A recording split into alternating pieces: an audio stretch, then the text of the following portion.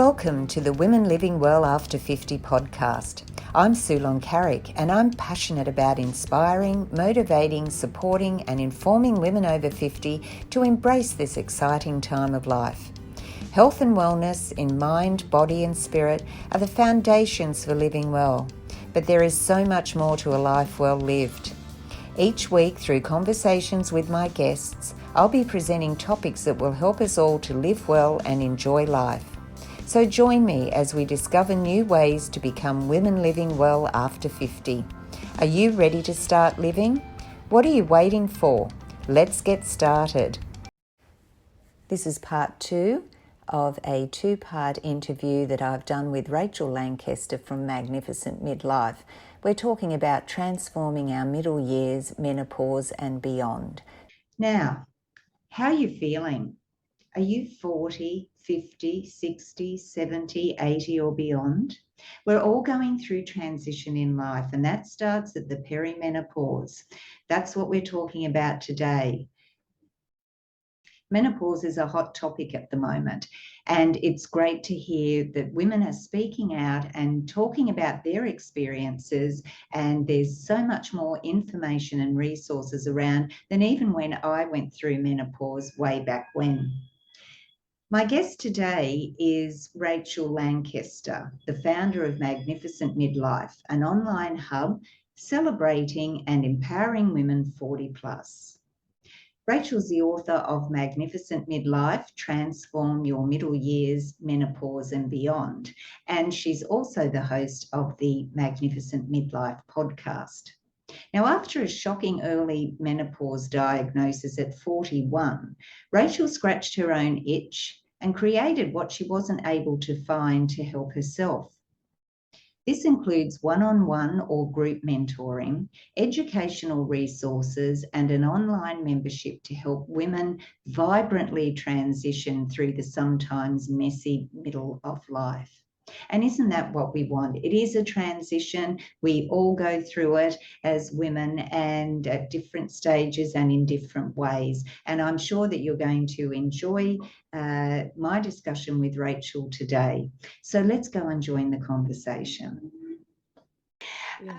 Now, the other thing I wanted to talk about was the whale. The whale. It's my favourite story. I love to talk about the whale. Yeah. So I discovered the whales from a woman called Darcy Steinke, who wrote a book called Flash Cat Diary. And I interviewed her on my podcast. She was quite an early guest, and she actually made me cry. She was the first guest to make me cry because she described her obsession with this older female whale who was called Granny. Her technical name was J2, but she was called Granny. And Darcy was tracking Granny because Darcy had learnt that when whales go through menopause, and at that stage they thought it was only humans and whales that go through menopause. Now we think possibly that giraffes and elephants do as well. We're not quite sure, but there's a lot of interest in the fact that that might be the case. And it's interesting because these are kind of matriarchal societies. Yes, yeah. So the whales, when they go through menopause, they then become the leaders of their pods. And this can happen for up to 50 years. So the younger male whales, they die off, don't need them anymore. But the female carries on. And because she knows where the good food is, she knows how to protect her community. She knows how to deal with squabbles in her pod, So, and Darcy actually got in a kayak and went out and had an encounter with this particular whale. And you can identify the whales because of the shape of their dorsal fin. So she knew it was Granny. And she credits meeting the whale with not just transforming her emotional response to menopause, but also her physical symptoms. She actually physically felt better after she'd met this whale, which sounds preposterous, doesn't it? But it makes perfect sense to me now because, there's an awful lot that goes on in the head that affects how our body responds. Mm, So I think you can extrapolate, from the whale story, that like whales, human females, we are more value to our communities post-menopause as leaders than as breeders. mm, And that, for me, it just transformed how I felt about menopause. I thought, okay, I'm coming into my leadership phase. I'm coming into something different and exciting and powerful. I think there is so much, postmenopausal women have so much power. We don't actually understand or acknowledge mm, the power that we have, and we have a lot, and the world needs us. So mm, I'm always saying, I want women to step forward, not step back, whether that's leading in your family, your immediate community, your town, your city, your country, the world, whatever. It can be on any level, but mm, have confidence in who you are becoming. mm. Take inspiration from the whales. Yeah, And yeah. I love Well, I what thought that you was a said. lovely story, and I also, feel that we have so much life experience Mm-hmm. and wisdom that we should be imparting to the younger generations. And I think that, again, if we don't put ourselves forward, they're not going to look at us. They're going to look at us in the stereotypical way. Oh, that's an old lady over there. Whereas if you are interested, and if you're interested in what they're doing, and you try to have a relationship with younger people, and not have an age, even the word age, come into it, I think that it's, that's important too. But the fact that we've got so much to offer, and I think a lot of women are doing that now. I think that, I've noticed over the last few years, more women are stepping out and taking that. And in your book, you talk about the different cultures and the way they, when we're talking about messaging now, we're coming back to that, the way that different cultures treat, women as they get older. Some, they're almost put up on a pedestal. They're very reverent towards them. In other cultures, it's all about, oh God, I can't even get to that point because no one will want to, that they'll just push me in a corner. So it's a cultural thing as well, isn't it? It's massive, absolutely massive.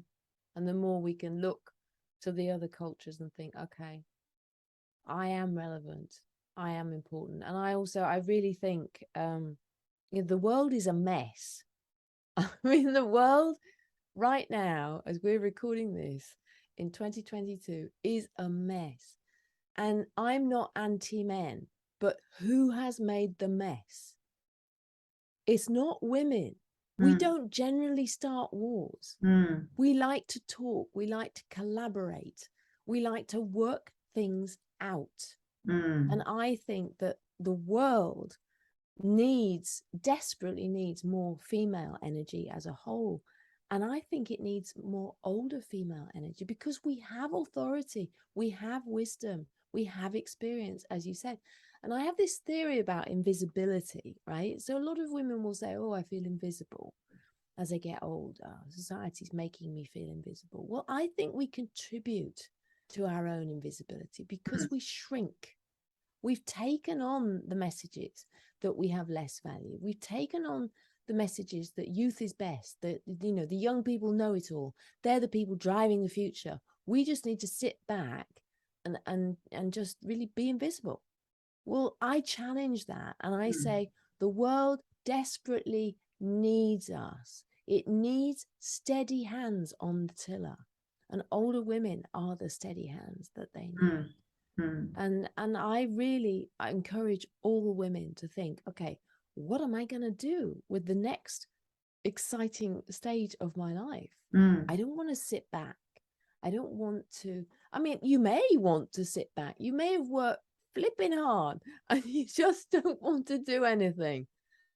And that's fine too. But if you want to do something, don't let your internalized prejudice against yourself stop you from doing that, because I believe there is a place for you and the world needs you. And take your inspiration from the whales, take your inspiration from other cultures around the world where older women, you know, are the leaders that we can be. That's something that we just need to keep getting that message out about, I think, because the other thing that is that you think that imposter syndrome or the feeling of comparing yourself to someone else or things like that, we just have to learn to be comfortable with ourselves, who we are, what we have to offer. We're all individual and we all have something to offer. And you talk about, you do a little bit of work on that in the third section of the book, where it's really, as you know, anybody I think could read that third section, but it's great for women at midlife and beyond, because it's never too late to make changes or to do things. And that second half, the third part of the book, there's a lot of work that we can do within ourselves to get us to the point where we're comfortable, happy, we know where we want, what we want to be doing. With, as you say, life's getting, life expectancy is so much longer now. So, you know, another 20, 30 years you might have. So what are you going to do with that? And I like the exercises that you give in that third part of the book. So did you just want to touch on that lightly? Well, I just think it's an opportunity, again, this midlife and menopause, it's an opportunity to stop. But as you say, we can do it at any time. But I think we can get caught up in life, we can get caught up in who we are, and sometimes we can get lost. We can lose track of who we actually are. And the third section of the book is really helping you to explore who you are, what's important to you now, because as we go through life, these things change, and there's nothing wrong with that. You know, our friendships change. There's nothing wrong with that. We may have nothing in common with our very best friend, but maybe we've known them since school. And is it that surprising that after all these years, we've nothing in common with them? That doesn't mean they have to stop being our friend, but maybe we need some more friends, different friends who can fulfill our needs now. So yeah, it's really encouraging people reading the book to go through a process and explore, you know, what's working, what isn't working, say goodbye to what isn't working, because life's too short. There's no point carrying things around. So I even have a chapter on the negative aspects of life and how we can process those. So resentment, you know, you may have issues from long ago that you're still carrying with you, and it's just going to drag you down. And you've either got to, you know, I don't know, get some therapy, deal with it, you know, write it on a piece of paper and burn it, or do something to get rid of those things, or put them somewhere where they don't impact you day to day. So it's about doing the internal work, I suppose. The beginning of the book, or the menopause, is about doing the external work and then doing the internal work, because I do think there's a lot of internal work to be done.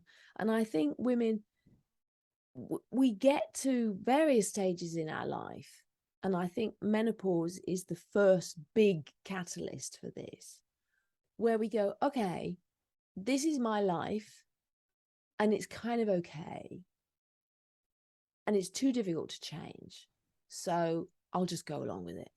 And then there's other women who go, this is my life, it's kind of okay, but I don't want it anymore. I want something else. I want something more. I don't know what that is. I don't know what it looks like. So I'm going to get Rachel's book and I might be able to work it out. But I want more from life. I am more. This is not the whole of me. This is not the whole of life that I'm supposed to live. And as you say, life expectancy, we get to 50, you know, if I'm going to live to 96, which is my plan, that's 46 years. That's nearly double the life of my son. So I've got 2 of his lifetimes, and I've got all this wisdom and all this experience and all this hopefully calm energy as well, and this power and this drive. What am I going to do with it? How exciting. So yes, doing that internal work and working that out and changing your mindset. If you do think you're too old, then, you know, I'm just going to slap your wrist and go, you're never too old and it's never too late. No, that's exactly right. Okay, well, we've really been chatting for quite a while, and there's so much more that we could talk about, but I will be putting all the links in the show notes, and especially to your podcast. I'd say take a listen to Rachel's Magnificent Midlife podcast. I listened to it, and she has some fabulous guests on there as well. Well, I'll be putting the link to the book also, because I highly recommend that. But before we go today, I wanted to ask you the one question that I ask all of my guests, and that is, what does being a woman living well after 50 mean to you?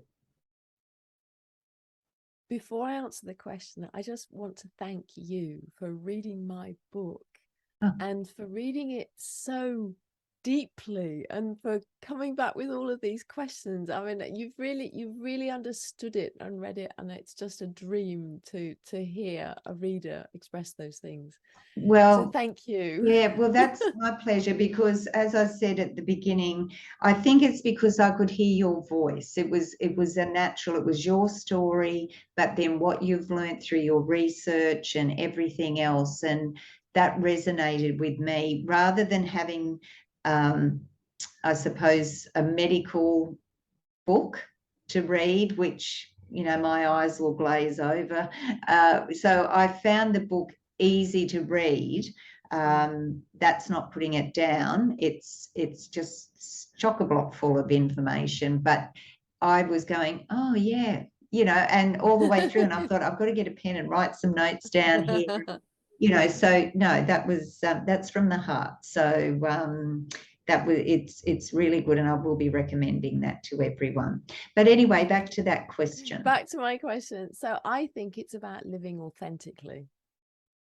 I really do. And that's why doing this work to discover who you really are is so important.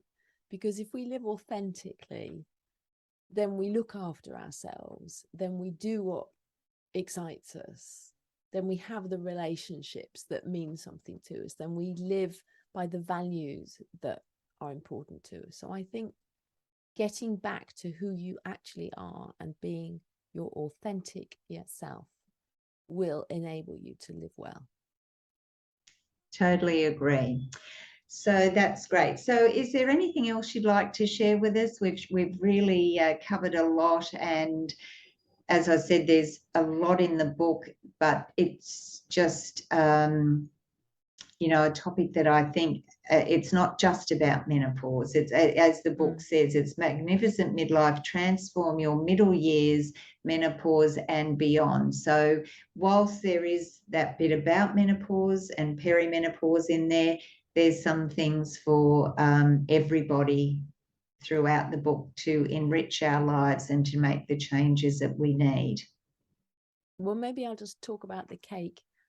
So I like to think of life as a cake and midlife as a cake. And I like to think of perimenopause and menopause as like a couple of slices of your midlife and beyond cake. I don't want it to be any more than that. And I think there's a tendency that midlife becomes all about menopause, and we continue to be defined by our hormones. But let's keep menopause to just, you know, a couple of slices of our midlife cake. And because there's a much bigger cake there for us to enjoy. Exactly. Well, thank you so much for joining me today, Rachel. It's been a pleasure to have you on the show and to talk about your book and your life experiences. And I hope that we can possibly have you on again later and talk more, because there is so many topics we could cover. So thank you for joining me today. Thank you very much. It's been great. Well, it was lovely to chat with Rachel today, and I do hope that you have enjoyed the episode and that you have some takeaway points and maybe learned some things that might help you if you are going through the big M. If you've enjoyed the episode, I'd love you to share it with a friend, because I'm sure there's many women out there who would benefit from listening to Rachel's episode today. And I'd love you to give me a like or a comment just to help the podcast grow. And let's get women living well after 50 growing out there. Well, that's all we have time for today. But in the meantime, and until I see you at the next episode, I want you to remember to live well, enjoy life, and most of all, be a woman living life your way. Bye for now.